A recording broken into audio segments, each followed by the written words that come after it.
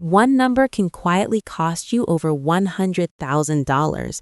Most people don't know theirs. It's not your salary. It's not your net worth. It's not how much money is sitting in your bank account. Yet this one number decides whether banks compete for your business or avoid you completely. Two people can buy the exact same car, the exact same house, the exact same phone. And one of them will pay tens of thousands more, not because they're less intelligent, not because they work less hard, but because of 3 digits attached to their name. Today, we're ranking every level of credit score life, from the financial nightmare of 300 all the way to the nearly mythical perfect 850. Along the way, you'll discover why a 580 score can sometimes buy a house, why an 800 score is more powerful than most people realize, and why the people with perfect 850 scores usually aren't trying to get one at all. Somewhere on this list is a score range that completely changes the way the financial system treats you.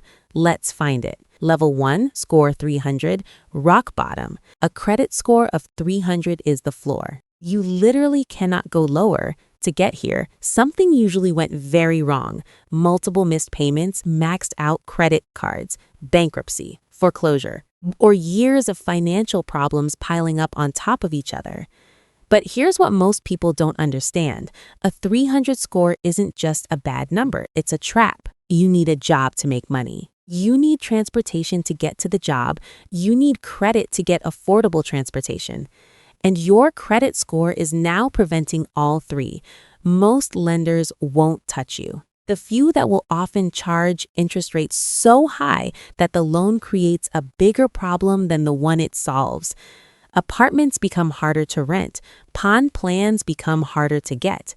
Even basic financial products start disappearing. But here's the surprising part. A 300 score is not permanent. Thousands of people climb out every year. And the next level? Most people think everything changes. It doesn't. Level 2, score 400, the penalty box. At 400, you're technically moving upward, but the system still treats you almost the same. This is where many people get stuck, not because they're getting rejected everywhere, but because they're getting approved for terrible deals. A lender says yes, the dealership says yes. The credit card company says yes, and people assume that's good news.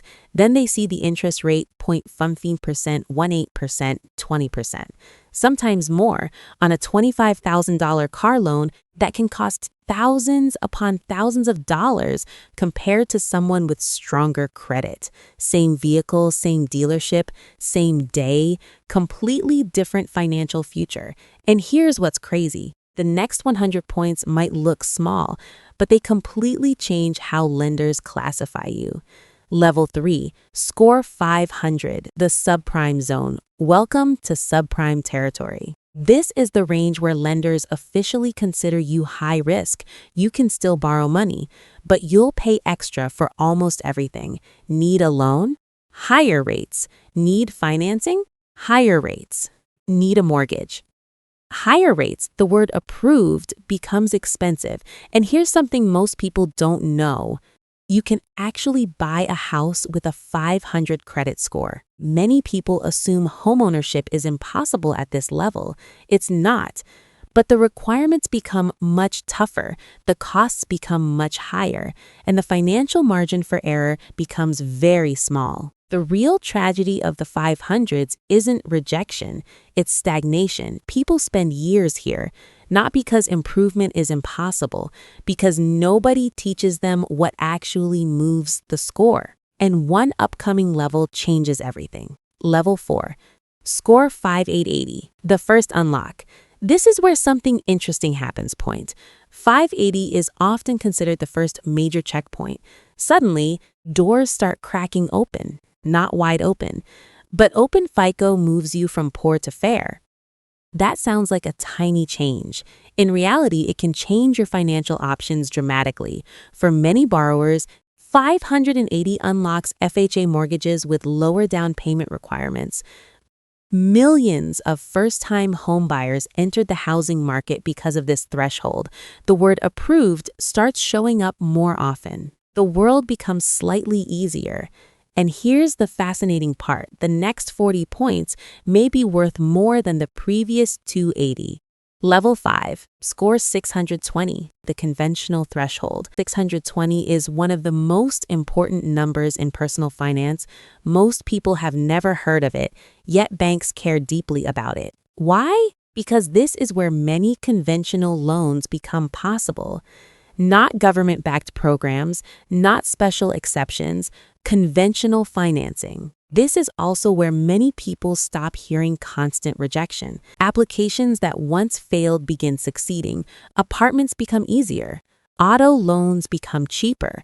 Credit cards become better. Life doesn't suddenly become perfect, but for the first time, the system begins treating you like a customer instead of a problem. And what's waiting ahead is even more valuable. Level 6. Score 670, the good zone. At 670, you're officially in good credit territory. This is where daily life starts feeling different. Banks become friendlier. Approvals become more common. Rewards cards appear. Financing becomes less stressful. You stop wondering whether you'll qualify. You start wondering which offer is best. That shift is bigger than most people realize. But here's where things get interesting. The next jump is only about 70 points, yet it can be worth tens of thousands of dollars. Level 7. Score 740, the wealth multiplier. This is the range financial advisors love. And for good reason. At 740, you often qualify for the best available lending rates, not decent rates, not good rates. The best rates. That sounds boring. Until you do the math, a small interest rate difference on a mortgage can mean paying tens of thousands of dollars less over time, sometimes much more. And that's when you realize something important. Wealthy people don't always earn more. Sometimes they simply keep more because they borrow more cheaply. A lower interest rate isn't exciting, but it quietly puts money back into your pocket every single month. Below 670, credit is a tax on being poor. Above 740, credit is a tool. And the people who understand that are building wealth while paying less than everyone else, which raises a strange question. If 740 already unlocks the best rates, why do people chase 800? Level 8. Score 800, the elite tier. Only a minority of people ever reach this level. And when they do, something unexpected happens. They stop thinking about credit. Applications feel routine. Approvals feel normal. Credit checks stop feeling stressful. Premium cards, better perks, better treatment, better options. The system finally works the ways most people assume it works for everyone. But here's the secret. The difference between 740 and 800 feels much smaller than the difference between 620 and 740. Most major doors are already open. 800 is not the goal. 800 is the arrival, which creates an even bigger mystery. If 800 already unlocks almost everything, why does the scale continue to 850? Level 9, score 850, the perfect score, the legendary 850. The score people imagine changing everything. The score that sounds almost superhuman, the score fewer than 2% of people ever reach. And here's the funny part, it doesn't really unlock anything new. Same approvals, same products, same rates, same opportunities. An 850 score is mostly proof of consistency, years of on-time payments, years of low balances, years of good habits. The people who achieve it rarely obsess over the score itself. They focus on the habits. The number simply follows. The 850 is just the receipt, which brings us to the question everyone asks. How do you move up the list? The 3 moves that actually work. Most people think credit improvement is complicated. It isn't. Move 1, lower your utilization. This is the fastest win. If you're using a large percentage of your available credit, your score can suffer dramatically. Many people see significant improvements simply by paying balances down, not years later. sometimes within a single reporting cycle. Move 2, never miss a payment. This is the biggest factor. One missed payment can damage a strong score surprisingly fast. Automate minimum payments. Set reminders. Do whatever it takes. Consistency beats perfection every time. Move 3, keep old accounts open. Many people accidentally hurt themselves by closing old cards. A binge matters. That old account you've had forever? It's helping you more than you think. Use it occasionally. Keep it active. Let time work for you. And that's the entire game. Not secret hacks, not complicated tricks. Just a handful of habits repeated for years, because your credit score isn't a measure of your intelligence. It isn't a measure of your worth. And it definitely isn't a measure of your potential. It's simply a risk score, that's all. The beautiful part, risk scores can change. Every payment changes it. Every balance reduction changes it. Every month of consistency changes it.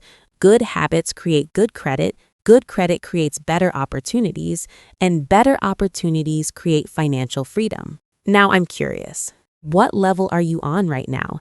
300s, 500s, 700s, or are you one of the rare people sitting above 800? Drop your range in the comments, no judgment, and if this video made sense to you, the one I made on every level of debt life pairs perfectly with this. Same format, same energy.